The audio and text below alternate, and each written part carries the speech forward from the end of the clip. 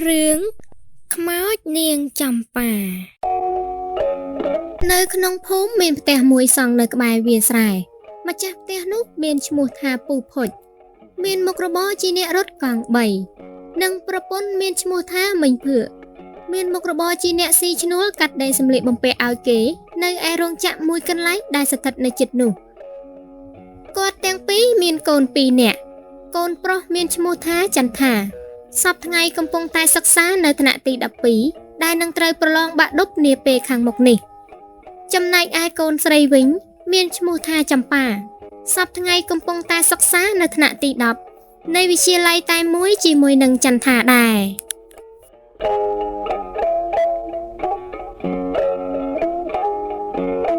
ជារៀងរាល់ថ្ងៃនៅពេលព្រឹកពូផុចតែងតែដឹកមិញភឿកទៅដាក់នៅឯរោងចក្រសិនទើបគាត់ចេញមករកដឹកភ្ញៀវបន្តដល់ពេលល្ងាចទើបវិលត្រឡប់ទៅទទួលមិញភឿកមកផ្ទះវិញកំពុងតែជិះម៉ូតូដឹកមិញភឿកសុកពូផុចក៏ស្រែកច្រៀងចម្រៀងអ្វីក៏មិនដឹងស្ដាប់ទៅរៀងវល់ថាជាអ្នករត់កង់3ស្រីថ្លៃជាអ្នករងចាំងប្រឹងសន្សំលុយកាំងមួយផ្នែកទៅបងអង្គការសល់មួយផ្នែកទៀតណារាទុំឲ្យកូនទៅសាលារៀនយីវាគិតតែពីច្រៀងតិចភ្លេចមើលផ្លូវទៅប្រហែលមិនបានទេណាក្មេងៗសម័យនេះបើកបរលឿនណាស់មិនដឹងថាវាបញ្ញាប់ទៅណាវាទេវាជិះឆាបចុះឆាបឡើងហើយស្រែកទៀតតាំងដល់ពេលមានបញ្ហាគ្រោះថ្នាក់អីទៅឪពុកម្ដាយអេលេសខំដើររកលុយត្រកទៅព្យាបាលមើលថែវាហើយយ៉ាប់ណាស់ម៉ែវាទុកចិត្តលើខ្ញុំទៅខ្ញុំបើកបរជាង20ឆ្នាំហើយធ្វើកុំភ័យពេកមើលបានបន្តិចក៏មានម៉ូតូមួយជិះដោយក្មេងស្រី2នាក់ដោយក្មេងស្រីម្នាក់ដែលជាអ្នកបើកបរនៅខាងមុខហើបគូតចេញពីកែបម៉ូតូឯចំណែកអ្នកអង្គុយនៅខាងក្រោយវិញ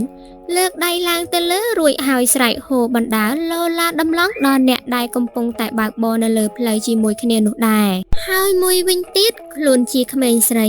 វ័យដែលកំពុងតែសិក្សាមិនគួរណាមកប្រព្រឹត្តទង្វើដែលមើលទៅហាក់បីដូចជាក្មេងពីលីអាវ៉ាសែមិនទទួលបាននៅការអប់រំព្រៀនប្រដៅទៅវិញ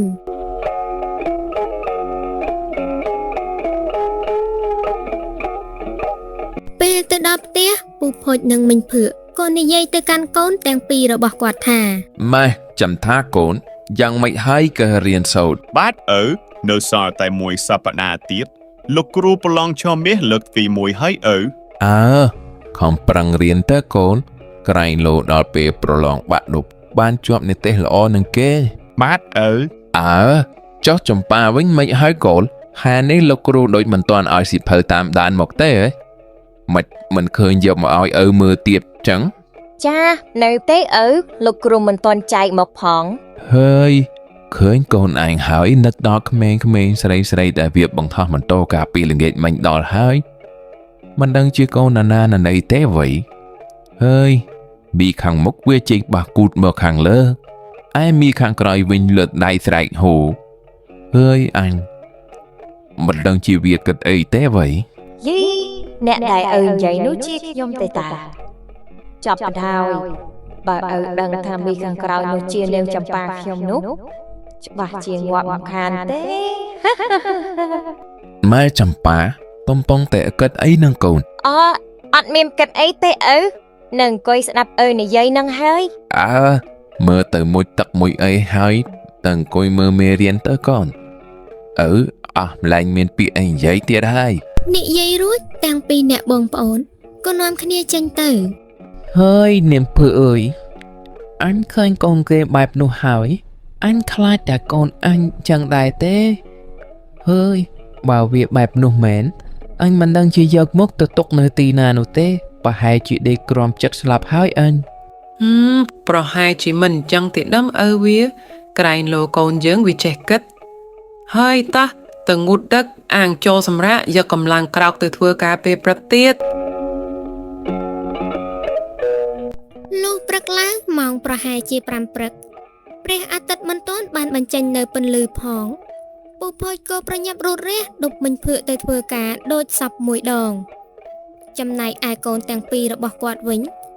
ដល់ព្រឹកម៉ោងជាង6ទើបម្នាក់ប្រញាប់រត់រះងើបពីដំណេកទៅរៀបចំកាយយ៉ានិងស្រស់ស្រូបអាហារដែលម្ដាយរៀបចំទុកឲ្យរួចហើយក៏ចេញទៅសាលារៀងខ្លួនមុននឹងចេញទៅចន្ទថាក៏សួរទៅចម្ប៉ាថា ណែមីអូនណារៀបចំឲ្យលឿនតិចមកបងបញ្ញាប់ពេលចាក់ស្រាឲ្យគេចូលសាលា មិនអីទេបងឯងទៅមុនខ្ញុំទៅចាំខ្ញុំប្រញាប់ទៅតាមក្រោយក៏បានដែរ ហេឲ្យឯងបានអីជីទៅបើម៉ូតូមានតែមួយហ្នឹង អាបងឯងទៅមុនចុះចាំខ្ញុំទៅជាមួយនឹងមិត្តភក្តិខ្ញុំក៏បានដែរ លឺបែបនោះហើយចន្ទថាក៏ជិះម៉ូតូចេញទៅ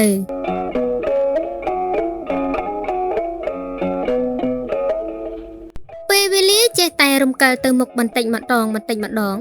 ម៉ោង 7 ក៏ផុតទៅម៉ោង 8 ក៏ឈានចូលមកដល់ជាម៉ោងដែលសិស្សានុសិស្សទាំងអស់គ្នាចូលអង្គុយនៅក្នុងថ្នាក់រៀនចំណែកឯនាងចម្ប៉ាឯនេះវិញនៅមិនទាន់ទៅដល់សាលានៅឡើយទេតែនាងបែរស្លៀកនៅសំលៀកបំពាក់ខោខ្លីរឹបត្រឹមគល់ផ្លូវពាក់អាវវាលបញ្ចេញនៅសាច់ខ្ចីទៅវិញបន្តិចក្រោយមកក៏មានម៉ូតូមួយមកដល់នៅមុខផ្ទះរបស់នាងអ្នកបើកបរម៉ូតូនោះមានឈ្មោះថានាងស៊ីជាសិស្សដែលរៀននៅថ្នាក់ជាមួយនឹងនាងចម្ប៉ាបន្តិចមកម៉ូតូមួយនោះក៏ជិះចេញទៅ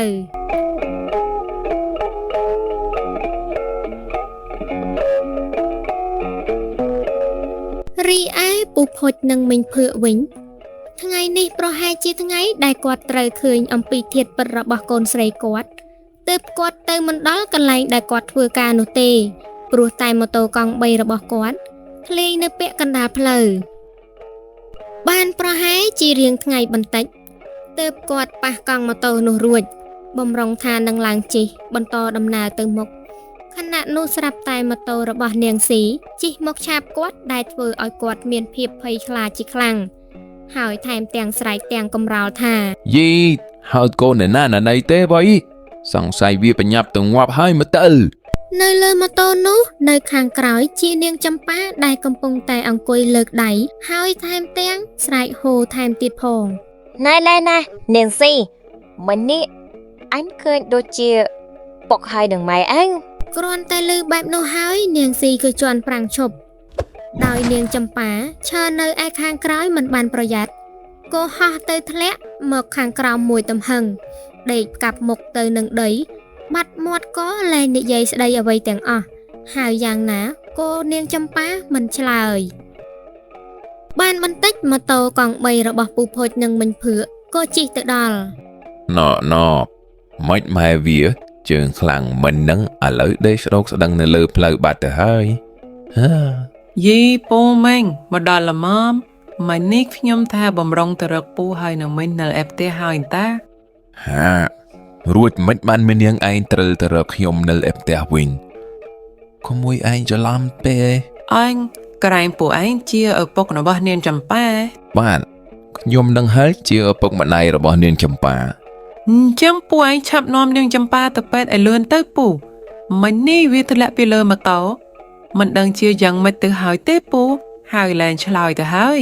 ហាហើយមេជីនៅខាងក្រោយលើដៃហូមមិននឹងជានាងចម្ប៉ាកូនខ្ញុំឯង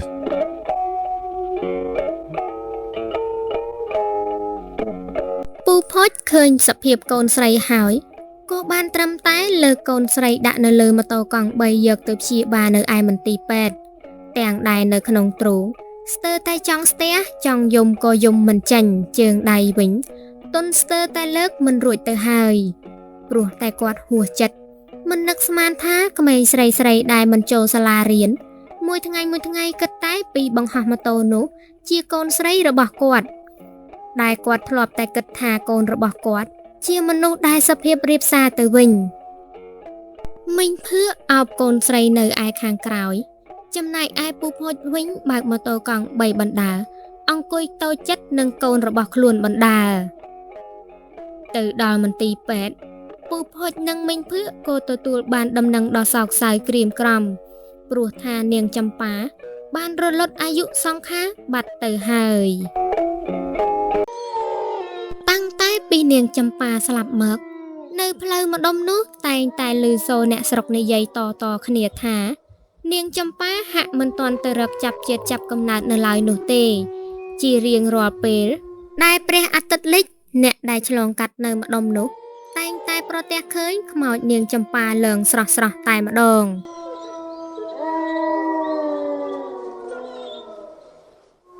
លុះដល់ពេលប្រលប់នាថ្ងៃមួយមានរទេះគោមួយបរកាត់នៅទីនោះដែលម្ចាស់រទេះនោះមានឈ្មោះថាអ៊ំភៀចគាត់បរទេះបានបន្តិចក៏ប្រទះឃើញខ្មោចនាងចម្ប៉ាបក់ដៃហៅឲ្យឈប់ដោយភ្នែករបស់អ៊ំភៀចមើលមិនសូវជាច្បាស់នោះគាត់ក៏ឈប់រទេះរួចហើយក៏សួរថា ណែមីនាងរួចហៅអ៊ំឈប់នឹងមានការអីមេក៏ងឹតហើយបញ្ញាទៅផ្ទះទៅ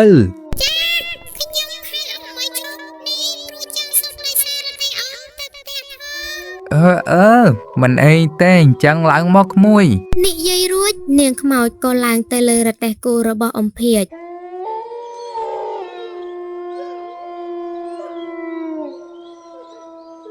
លុះចិត្តដល់ផ្លូវដែលបំបែកចូលទៅក្នុងភូមិអ៊ំភៀចក៏សួរទៅខ្មោចនាងចម្ប៉ាដែលអង្គុយនៅពីខាងក្រោយគាត់ថា ណែមីកន្ទុយរួចផ្ទះក្មួយឯងនៅម្ដុំណាដែរអ៊ំចាញ់រទេះចិត្តចូលទៅដល់ផ្លូវក្នុងភូមិហើយក្មួយឯងជាកូនចៅរបស់អ្នកណាដែរ ខ្ញុំជាកូនរបស់មិញភ័ក្រនិងពូភូចនោះអីអ៊ំផ្ទះនៅឯចុងភូមិក្បែរវាលស្រែឯនេះ យីកូនរបស់នាងភឿផ្ទះនៅឯចុងភូមិខាងនោះអញ្ចឹងមានតែនាងចម្ប៉ាព្រោះថានាងភឿវាមានកូនស្រីម្នាក់និងប្រុសម្នាក់ទេអញ្ចឹងមានតែនាងចម្ប៉ានោះហើយហើយតែនាងចម្ប៉ាវាស្លាប់បាត់ហើយតាអញ្ចឹងនៅនោះខាងក្រោយនោះជា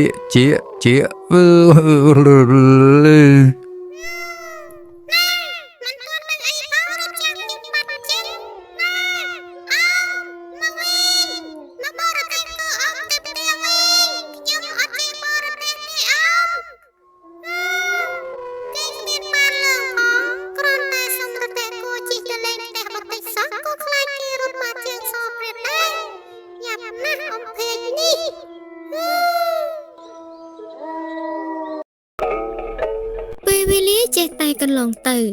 ពូភុចនិងមិញភឿក៏អាចកាត់ចិត្តពីកូនស្រីបានហើយពួកគាត់ទាំងពីរក៏គិតតែពីខិតខំប្រឹងប្រែងធ្វើការរកប្រាក់ដើម្បីទុកឲ្យចន្ទថាបានរៀនសូត្របន្តនៅឯទីក្រុងនាពេលខាងមុខនេះចំណែកឯខ្មោចនាងចម្ប៉ាវិញនៅមិនទាន់ទៅណាឆ្ងាយពីទីនោះទេព្រោះតែនាងនៅរងចាំអ្នកដែលទៅបន្តវេនទើបនាងអាចមានសិទ្ធិទៅរកចាប់ជាតិចាប់កំណើតថ្មីបាន